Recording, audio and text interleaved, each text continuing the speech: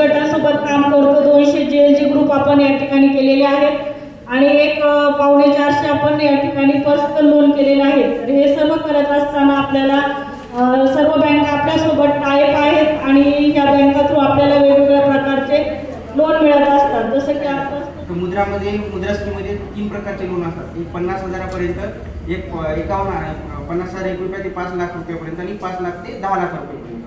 त्याच्यामध्ये CC limit केंद्र सरकारची एक नावाजलेली योजना आहे. केंद्र सरकार व राज्य सरकार यांच्या संयुक्त विद्यमाने PMFME म्हणजे सूक्ष्म अन्न प्रक्रिया उद्योग, जे व्यवसाय ज्यांचं भांडवली गुंतवणूक 1 कोटीपेक्षा कमी आहे ते व्यवसाय म्हणजे सूक्ष्म अन्न प्रक्रिया व्यवसाय म्हणून संबोधले जातात. तर असे जे व्यवसाय आहेत त्यांच्यासाठी भांडवली खर्चाच्या 35% किंवा जास्तीत जास्त 10 लाख रुपये आपण या ठिकाणी शासनाच्या मार्फत सबसिडी उपलब्ध करतो. आणि एखादा बिझनेस ऑलरेडी रनिंग आहे, चालू आहे, त्यासाठी आपण CC लोन देतो.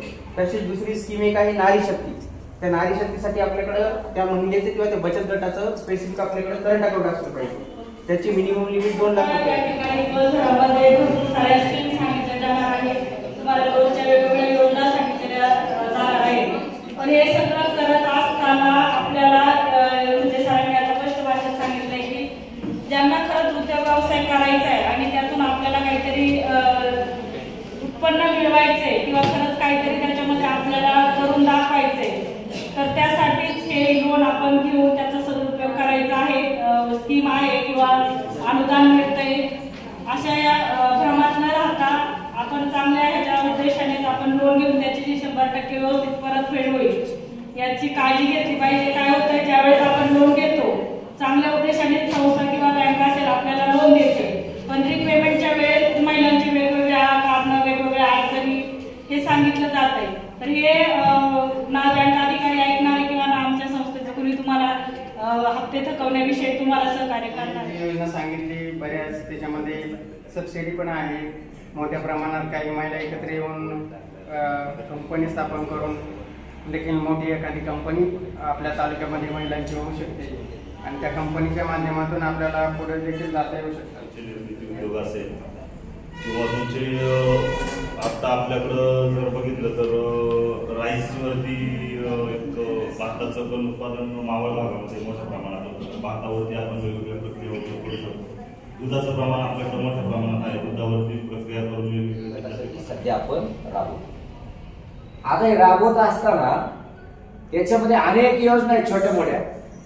जसं आता सरांनी सांगितलं की स्मार्ट सारखा प्रकल्प जो आपल्याकडे तयार आहे. मॅडमनी पण त्याची थोडीशी ओळख दिली की आपण काय काय खरेदी केले, काय नाही, काय करतोय, काय करायचं आहे. लाभ कोण घेत? हा, लोखंडे मॅडम त्यांच्या इथे बघा, त्यांच्या शेतामध्ये उभा केलेलं आहे सगळं मशीन या रोडला जाता नाही, बरोबर ना? तुमच्या शेतामध्ये जो माल पिकणार आहे तो पिकलेला माल एकत्रित करणं.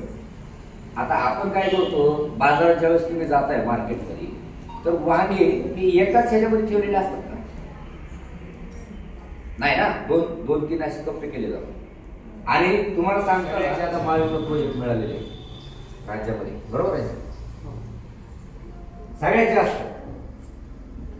आणि विशेष म्हणजे पहिल्या शेतकरी कंपन्या तयार करायच्या नव्हत्या अशा वेळेला CMRCला ते मंजुऱ्या मिळालेल्या. त्यानंतर मग ज्याला पैसे आले नव्हते पहिला हप्ता